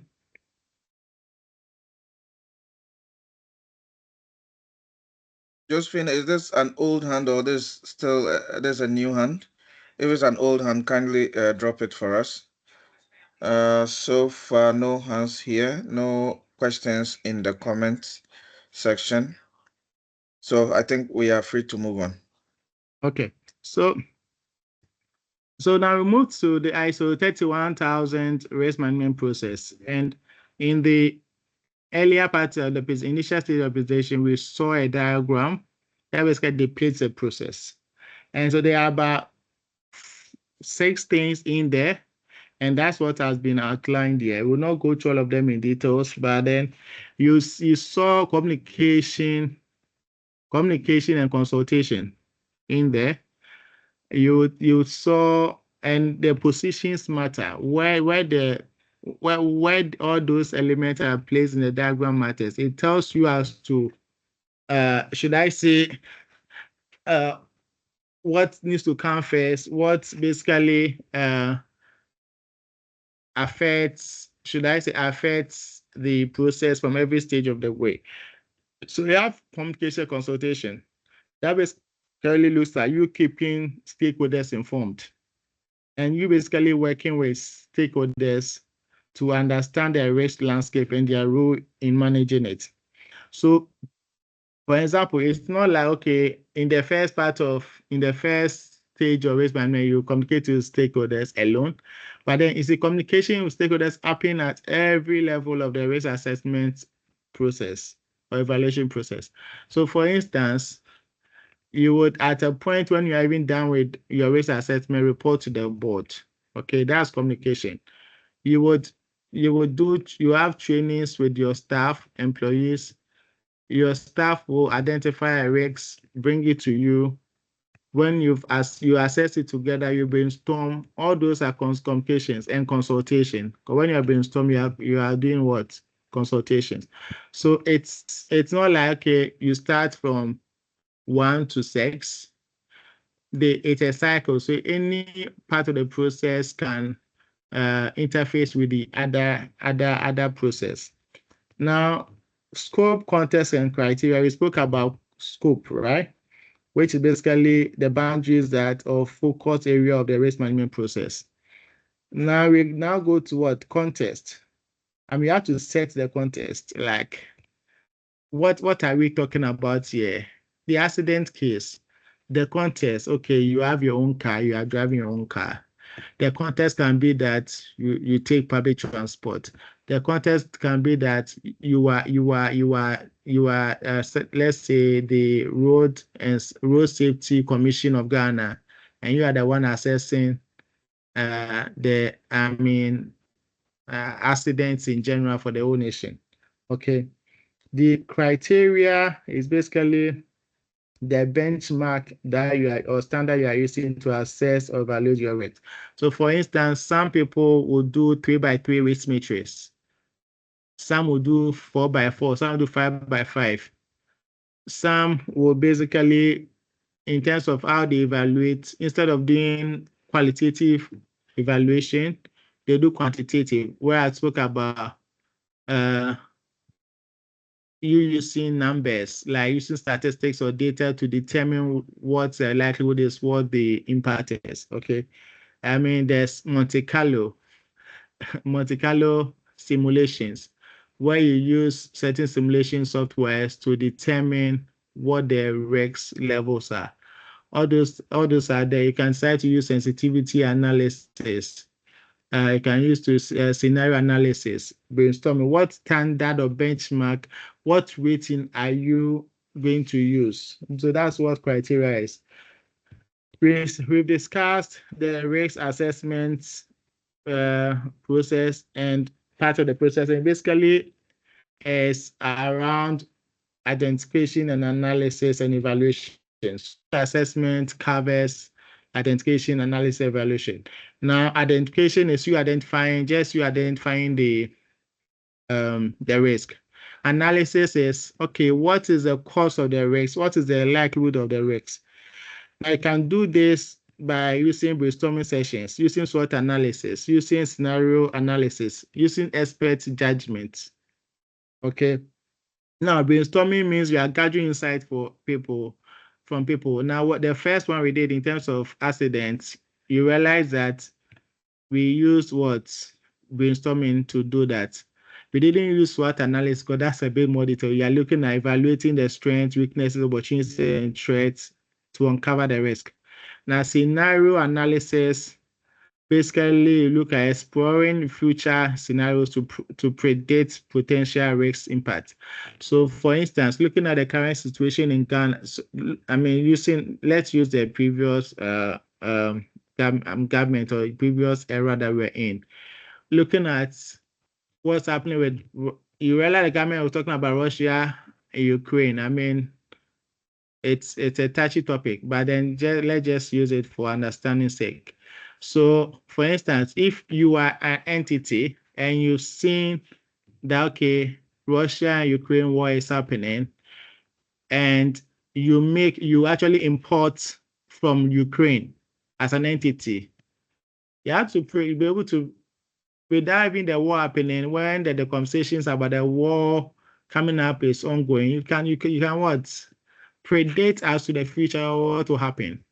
Okay, when Ghana as a state, right, was blocked from the international market, okay, because the credit ratings were downgraded, as a business or as a country, you could predict what could happen. So you can create scenarios. Okay, if what, should I say, if this is to happen, what risks will I incur? If first, let's say, regulatory changes, what risks will I incur? You also the collapse of bank, also the collapse of fund management institutions, right? If your money is there, you have to have assessed that risk. Okay, you don't wait for the risk to happen before now you start, should I say, for lack of a better term, fighting fire. Now, evaluation is where we look at the likelihood and then the impacts to be able to identify the risk level. And I think we've had practical examples around that. Now, the next three are talking about risk treatment, which you've spoken about in terms of the fact that whether you are accepting, you are transferring, you are reducing the risk, or you are avoiding the risk. Okay, and as we said, risk management options are not necessarily mutually exclusive or appropriate in all circumstances.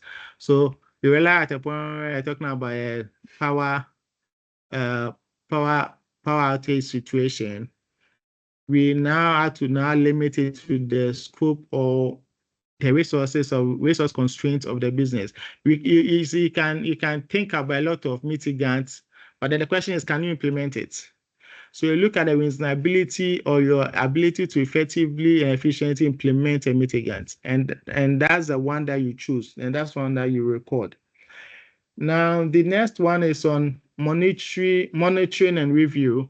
And as we've said, you have to constantly monitor and review your risk. You don't just perform risk management or risk assessment one day and you think that that's it. You know your risk. Every time different things happen, and so your risks will change. What you've identified will change. New risks will come up. The next is recording and reporting. I think we'll talk a bit more about this in a way. Now, recording, from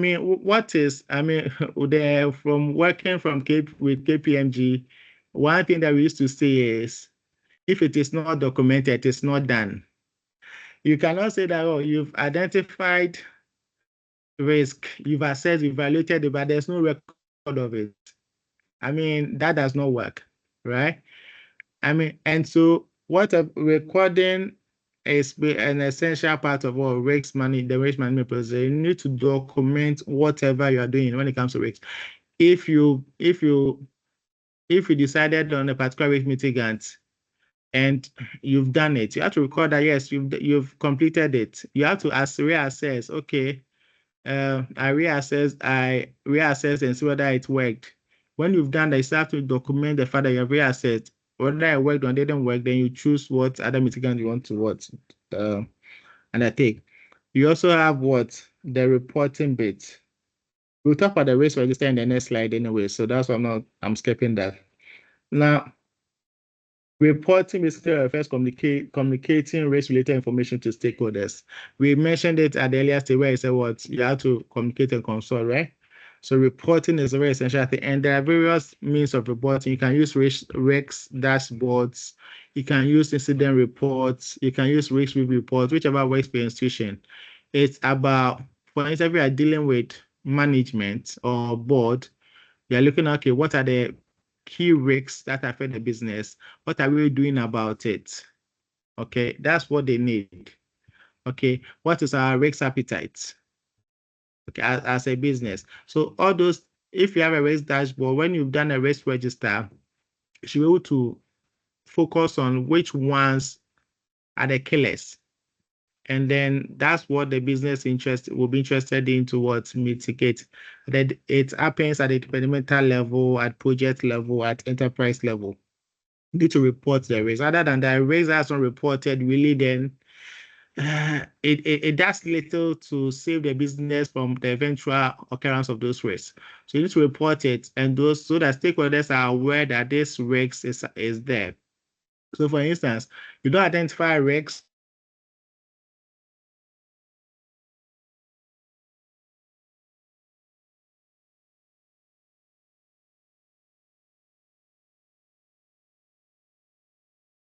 Sorry, we have a little break in transmission from Augustine's end. Let's just give it a moment. Thank you. Michael, you can go ahead and ask your question. I see, yeah. Yeah, sorry, I think I realized I went off. Yes. Yeah, so, yes. So you cannot ask, I believe I didn't talk plain before I went off, but then you cannot perform a risk management process or create a risk register or have risk dashboard and not show your staff. Everyone has to be involved so that then everyone knows this is a risk that we have, and this is how we are, as a business, we are basically trying to mitigate it. So risk management is not something that you perform in silo or in secret. You have to make it available to everyone who needs to be aware. When you're talking with regulators, you determine what you want to show, right? But then at the end, for the stakeholders that the risk actually affects, they have to be in the known. Now, just a bit on the next one, basically looks at the risk register. I mean, these are just some of the fields that you can include in a risk register. For one, you can look at the company, as a field, but if you are doing it at the group level, they need to determine which company in the group is affected by the risks, which departments are affected, which process or project is affected, when was this risk first reported? Okay, if you are doing a review, when was this risk update event? The risk category, in case of, is it a credit risk, is it a market risk, is it an anti-money laundering risk? You can go down to subcategories like anti-money laundering. You can look at delivery channels, geographical channels, customer risks. You can look at strategic risks, general finance risks, operational risks, all those risk categories. Okay, so you categorize a risk. Okay, it helps with your dashboard and your summarizations. Now you look at risk causes, risk consequences, the likelihood, the impact, the level of the risk score. Look at risk mitigants, and most importantly, who is the risk owner? Who has ultimate responsibility for this risks that we've identified and we have evaluated? When you have mitigant that involves performance, implemented controls, what are the completed actions? Okay, what is the response status, or let's say the risk status? Are we working on this risk? The actions that we said we want to implement, have we started? Is it in progress? Is it completed? Okay, now is the risk closed? If it is closed, then look at all race close dates. So these are some of the fields. It's not exhaustive. Depends on your need, and then you decide what fields you use. But then mostly these are essential fields that you should have in your research that will make everyone understand what process you've gone through in your risk management process. So at this point, we come to close to the end of the presentation. I think I'll open the floor once again for any questions that we might have so that we can address them. And apologies, I think we're already 30 minutes past time. Okay. But I just hope you've enjoyed the presentation so far. So give a few minutes for questions, lingering questions that we can so that we can address them. Fred, I believe you can moderate that. Yeah, thank you very much. Yeah, so apologies again. I think this is testament that the conversations were really nice and the topic was appropriate. Do we have any questions? I'm not seeing any questions in the chat, but let me just go to if anyone has a question. Josephine, your hand is up. Do you want to ask a question, or this is an old hand? Okay, Josephine has dropped her hand. Old hand, I put it down. All right, thank you very much. So we will also do our best to share this the slides with you. If you have done the RSVP, we'll share the slides with you. I just want to use this opportunity then to also thank Augustine for doing justice to the topic. It has been very, very eye-opening for myself, at least. Jessica says that this was a very insightful presentation. Your examples are practical.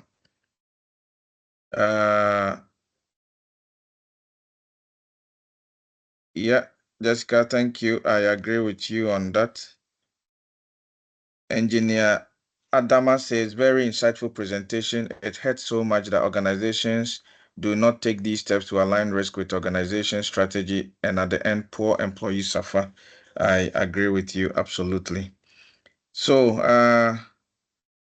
yeah. So let's. Before I move on to, I think like any other comments, the interesting thing has happened. I just lost my lights. ECG, I just taking their power. They are confirming yes, the likelihood of fall for you. Yes, basically because I knew this could happen, I have two different internet sources. One that has a power bank and one which does not have a power bank. So then it has switched.